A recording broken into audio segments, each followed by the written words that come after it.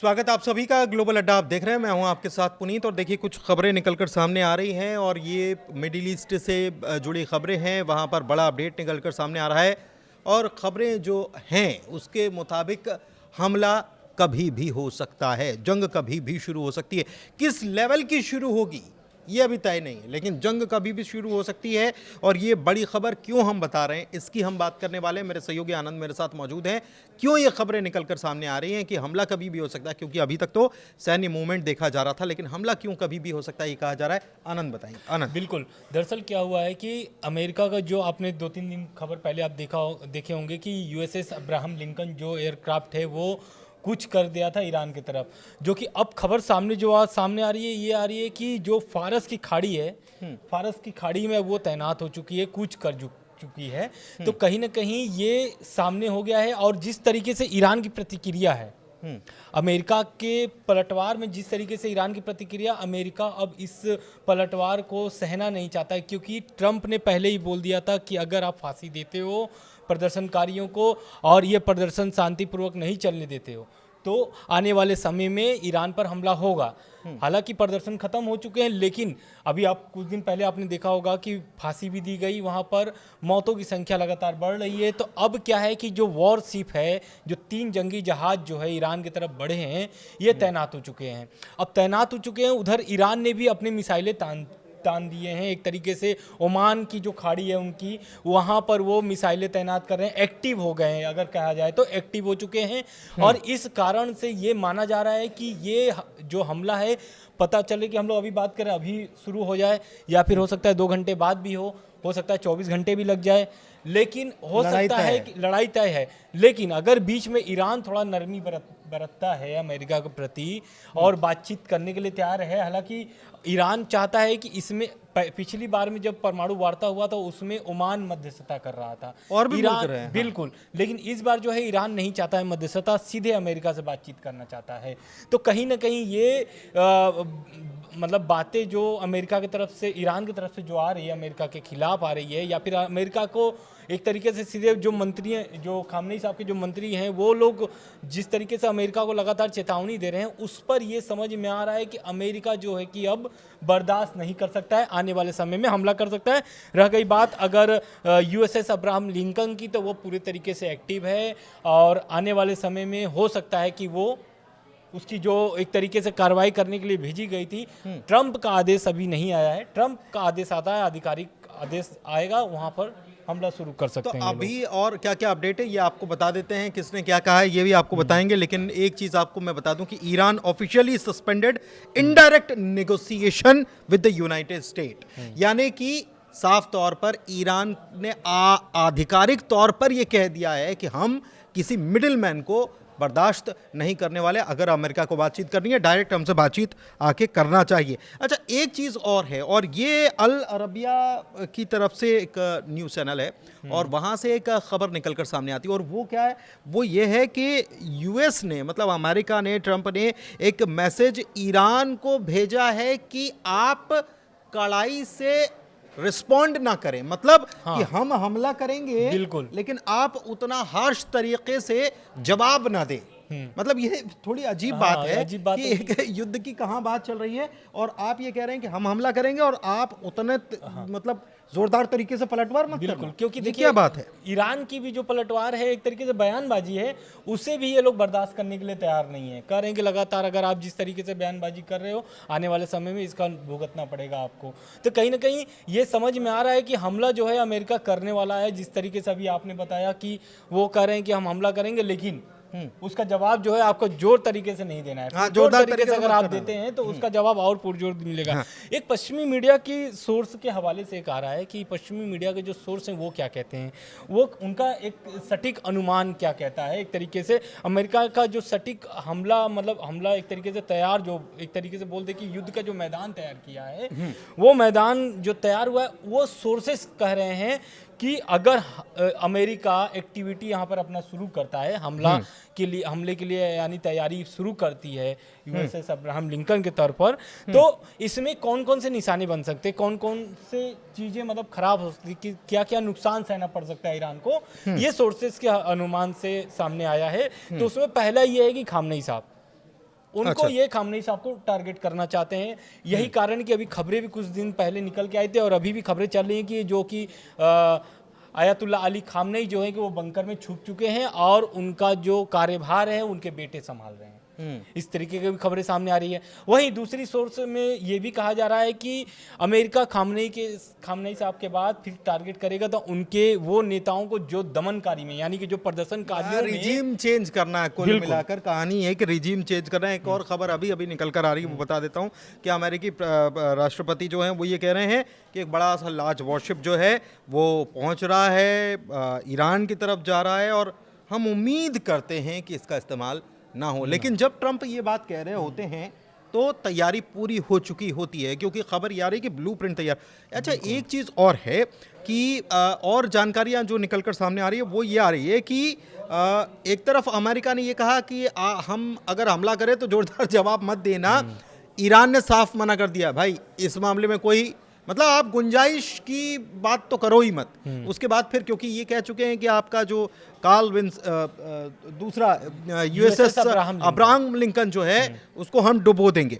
एक चीज़ और है कि सोशल मीडिया पर तमाम तरीके की तस्वीरें निकलकर सामने आ रही हैं और ये दावा किया जा रहा है कि यूएसएस अब्राहम लिंकन के ऊपर ईरान के ड्रोन उड़ रहे हैं और उस पर नजर रख रहे हैं। हालांकि जब इसके दावे की सत्यता परखी गई तो बताया गया कि वो वीडियो पुराना है, लेकिन फिर भी ऐसा कहा जा रहा है कि ईरानी ड्रोन जो है वो गल्फ ऑफ ओमान की खाड़ी जो है वहाँ पर एक्टिव हो चुके हैं। देखिए, ये एक्टिविटी अगर हो रही है तो इसका मतलब कि बहुत सारी चीज़ें चल रही हैं।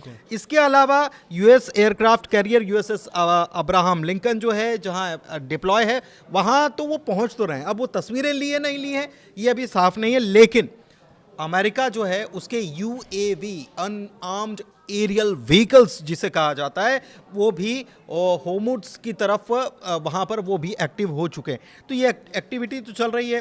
ट्रम्प का ये कहना है कि हम और आगे बढ़ रहे हैं। उन्होंने कहा आगे मत बढ़ो, कभी भी हम हमला कर देंगे, अगर आगे बढ़ोगे तो फिर ये मतलब ये युद्ध की तरफ हमको बढ़ाना है, उकसाना है। बिल्कुल। और क्या खबरें हैं? बिल्कुल, देखिए दूसरी खबर एक और भी सामने आ रही है, क्योंकि ये जो यूएसएस अब्राहम लिंकन जो है जहाँ पर तैनात हुआ है या फिर जहाँ से अभी निकल के जहाँ पहुँचना चाहता है, क्योंकि ये पूरा जो टारगेट है ईरान है, तो जो मिडिल ईस्ट के और सारे देश हैं उसमें से एक यूएई का बहुत बड़ा बयान आया है। उसने स्पष्ट तौर से साफ मना कर दिया अमेरिका को कि आप जो है कि यूएई का जमीन, हवाई क्षेत्र, समुद्री सीमा इस्तेमाल नहीं कर सकते हैं, खास करके क्योंकि आप ईरान पे जिस तरीके से दबाव बना रहे हैं, ईरान पर हमला जो मतलब आप करेंगे तो कहीं ना कहीं हमारा जो क्षेत्र है वो भी प्रभावित होगा।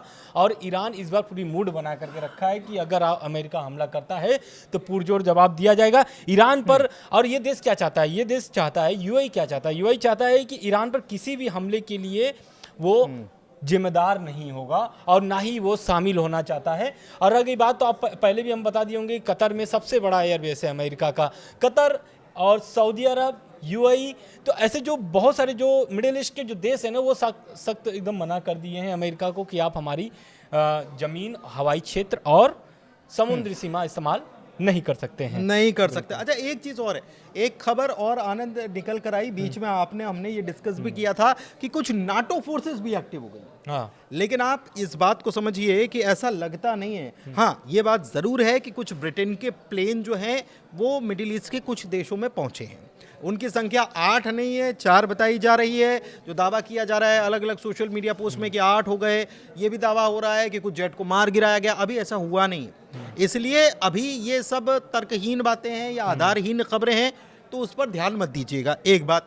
दूसरी बात कि ब्रिटेन के साथ दूसरी नेटो फोर्सेस क्या एक्टिवेट हुई हैं, तो ऐसा लगता नहीं है, क्योंकि जिस तरीके से नेटो में अभी दरार पड़ी हुई है और यूरोपियन कंट्रीज़ और अमेरिका के बीच में तनातनी है, उस बीच में अगर ये बातें हों या नेटो फोर्सेस वहाँ हों तो ऐसा लगता नहीं है कि वहाँ पर नेटो फोर्सेस अभी नज़र आ रही हैं।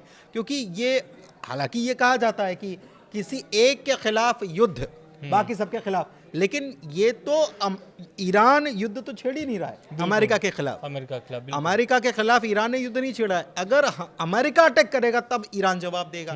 अब फिर उसमें नेटो फोर्सेस आएंगी नहीं आएंगी वो बात की बात है। बिल्कुल, क्योंकि आप ये भी देखिए कि जिस तरीके से अभी रसिया चीन इस मामले को लेकर के चुप बैठे हुए हैं, अभी तक कोई प्रतिक्रिया नहीं है कि यूएसएस अब्राहम लिंकन को लेकर के रूस और चीन क्या कह रहे हैं, या फिर ट्रम्प का जिस तरीके से लगातार बयान आ रहा है कि हमला हम कभी भी कर सकते हैं, या फिर हम जो हमला करेंगे उस पर पुरजोर जवाब आप न दीजिए। तो इन सब मामलों को लेकर के अभी बहुत ही बारीकी नज़र रख रहे हैं चीन और रूस। और चीन रूस क्या चाहते हैं? चीन रूस चाहते हैं कि लड़ाई ना हो, जैसी भी हो बात बन जाए इन दोनों की, क्योंकि प्रदर्शन तो अब खत्म हो चुके हैं ईरान में, लगभग थोड़े बहुत होंगे तो होंगे। लेकिन खामनेई साहब की जो खबरें सामने आ रही है, खामनेई साहब बंकर में छुप गए हैं और उनके बेटे जो हैं कि अब वो कमान ईरान की संभाल चुके हैं।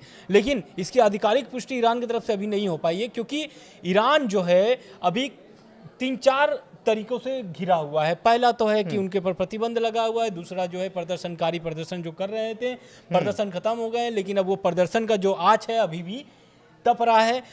तीसरी बात अगर देखा जाए तो इधर अमेरिका जिस तरीके से दबाव बना रहा है, ईरान उस परिस्थिति में अभी कुछ भी कहने के लिए या फिर लड़ने के लिए अभी वो तैयारी जो करना चाह रहा है या फिर जो कर सकता है वो कर रहा है।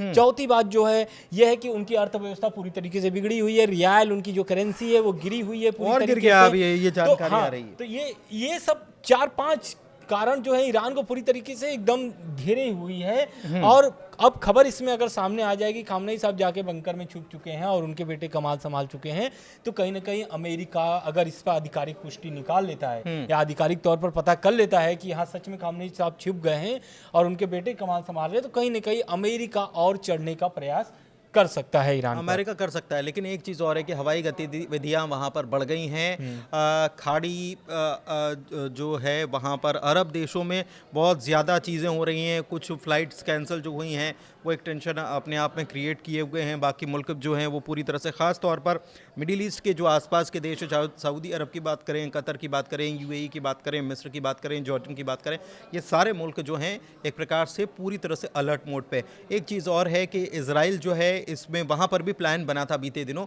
एक मीटिंग हुई थी। एक खबर ये भी निकल कर आ रही है कि वहाँ पर अरब की तरफ जो है 12 घंटे में कुछ ऐसा हो सकता है, ऐसी जानकारियाँ निकल कर सामने आ सकती हैं। लेकिन एक बात और है कि अमेरिकी राष्ट्रपति डोनाल्ड ट्रंप एक बात और कह रहे हैं कि वो डील करना चाहते हैं, वो बात करना चाहते हैं। कौन? ईरानी बात करना चाहते हैं। तो ये ट्रंप की तरफ से बयान निकलकर सामने आना, मुझे याद है कि 12 दिन का जो युद्ध चला था उसके पहले भी ट्रंप यही तो कह रहे थे। बिल्कुल, क्योंकि देखिए 12 दिन के युद्ध में भी, लेकिन अभी तक ट्रंप उस पर सफलता हासिल नहीं कर पाए हैं और यही नहीं, ऐसा ना हो कि ये डील की बात करते हुए अटैक कर दें। मतलब वो एक प्रकार से घुमाते हैं, पूरी चीज़ों को कहीं और ले जाने की कोशिश करते हैं। हालांकि लोग समझते हैं, जो जानकार है वो समझते हैं, लेकिन फिर भी कहीं और ले जाने की कोशिश तो नहीं कर रहे हैं ट्रंप। देखिए ट्रंप क्या चाह रहे हैं, जून के बाद से अभी तक कोई बैठक नहीं हो पाई है। लगभग आप देखिए तो 8 महीने के ऊपर हो चुके हैं, लेकिन अभी तक कोई भी उस पर बैठक नहीं हो पाई है।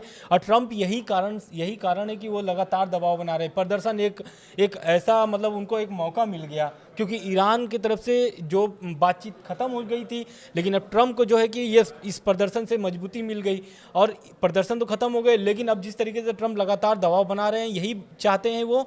अगर युद्ध हो भी गया, हमला अगर अमेरिका कर भी दिया, तो हमला अब उसी शर्त पे ये रोकेंगे कि परमाणु वार्ता जो है कि आप सफल करिए। क्योंकि ट्रंप जो है अब लगातार, मतलब देखिए डील, ये आप इशारा जो कर रहे हैं मैं समझ गया कि आनंद ये कहना चाहते हैं कि अगर वो, मतलब एक तरफ डील की बात कर रहे हैं, दूसरी तरफ हमला होने की बात भी हो रही है कि हमारा बहुत जल्दी हम उसका इस्तेमाल न करें, हम उम्मीद करते हैं उसका इस्तेमाल न करें, हमारा वो जहाज़ी बेड़ा जा रहा है। तीसरी तरफ ट्रंप क्या कह रहे हैं? तीसरी तरफ ट्रंप ये कह रहे हैं कि हम अटैक करेंगे तो जवाब वैसे मत देना। ये बड़ी अजीब चीज़ें हैं। मतलब 3-4 चीज़ें ऐसी निकल कर सामने आ रही हैं, तो ऐसा लगता है कि कोई हमला हो, एक प्रेशर बनाने की कोशिश की जाए और उसके बाद डील करने की कोशिश की जाए। लेकिन क्या ऐसा होगा, ये तो आने वाला वक्त ही बताएगा। और आने वाले कुछ घंटे बड़े ज़्यादा क्रूशियल हैं। इसमें या तो डील होगी या बड़ा हमला हो सकता है। नज़र हमारी बनी हुई है, आपकी भी नज़र बनी हुई है। बिल्कुल, एक और जानकारी है जो मैंने अभी स्टार्टिंग में भी बोला था कि खामनेई साहब बंकर में छुप गए हैं और उनके बेटे जो हैं कि कमाल संभाल रहे हैं ईरान का। लेकिन उसमें एक और खबर सामने जोड़ना चाहते हैं, क्योंकि ये जो खामनेई साहब जो एक तरीके से नया जो लीडर चुनेगा अगर ईरान, तो इसके लिए एक बहुत ही कानूनी उनका एक संवैधानिक तौर से चुना जाता है, और वो एक प्रक्रिया ईरान के संविधान में, ईरान के जो संविधान कहता है कि 88 कट्टरपंथी मौलवी जो होते हैं वो असेंबली ऑफ एक्सपर्ट्स ही नया लीडर्स चुनते हैं ईरान को। तो अब इससे तो ये साफ हो गया है कि उनके बेटे जो हैं कि कमाल, जो ईरान का जो एक तरीके से लोग बोला जा रहा है कि उनके बेटे ही आकर के आगे चल कर के ईरान का कमान संभालेंगे। तो अब ये स्पष्ट हो चुका है कि जब तक ईरान का जो संविधान कहता है, और इसमें ट्रंप भी कहीं ना कहीं फेल होंगे, क्योंकि रजा पहलवी को जिस तरीके से वो लेके आना चाहते थे और नया लीडर ईरान को देना चाहते थे, तो कहीं ना कहीं ये अड़ंगा फंसेगा। क्यों? क्योंकि ईरान में जो ये असेंबली ऑफ एक्सपर्ट्स वाला बात है, तो इसमें क्या होता है कि आप देखिए, अगर इसके पहले आयतुल्लाह अली खामनेई के पहले जो थे वो खुमैनी साहब थे, तो उनको ये भी उसमें एक तरीके से क्या बोलते हैं कि ये भी जीतना पड़ेगा एक तरीके से, कि उनको बहुमत जुटाना पड़ेगा। दूसरा बात ये भी है कि आप उस तरीके से धर्मगुरु के छवि, जो धर्मगुरु की छवि होती है, क्या आप उस तरीके से प्रकट कर पाएंगे, मतलब सामने रख पाएंगे लोगों को? को? लगता नहीं। देखिए, वो दरअसल रिजीम चेंज करने का मतलब ये है कि पूरी सत्ता बदल देना, पूरा सिस्टम बदल देना, इस्लामिक रिपब्लिक ऑफ ईरान को ही बदल देना, और ईरान को वो ईरान बनाना जो 1979 के पहले का था। क्या आसान है क्या ये? ईरान जैसे मुल्क के साथ, ये वेनेजुएला नहीं है, हम ये बार बार कहते हैं कि वेनेजुएला नहीं है जो ट्रंप ने इतनी आसानी से कर लिया।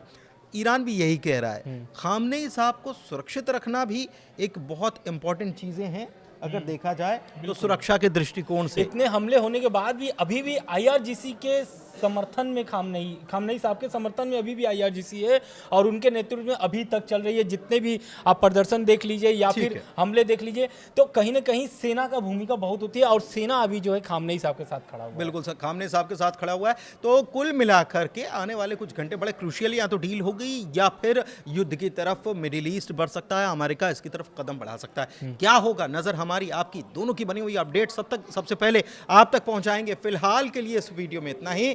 बहुत शुक्रिया। चर्चा कैसी लगी जरूर बताइए। ग्लोबल अड्डा को प्यार देते रहिए। धन्यवाद।